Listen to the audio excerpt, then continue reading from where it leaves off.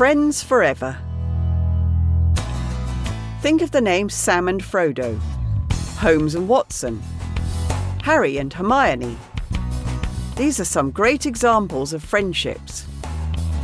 How do these fictional characters have such strong, long-lasting friendships?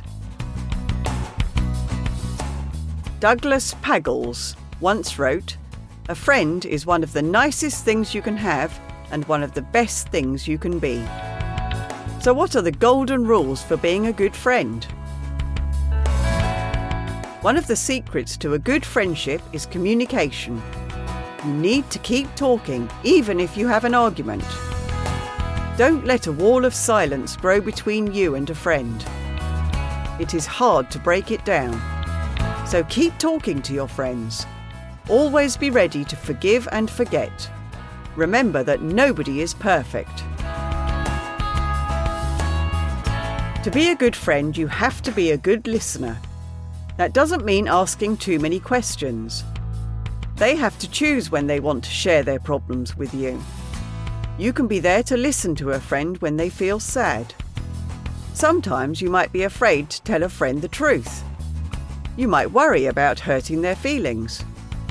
But what if they're doing something that bothers you? Shouldn't you say something? Yes, you should tell a friend the truth if they are hurting you or your relationship.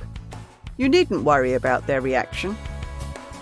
A true friend should listen and understand. In the same way, accept when you have done something wrong. Be honest and apologise when you are in the wrong. A friend can still accept you and like you even when you're not at your best.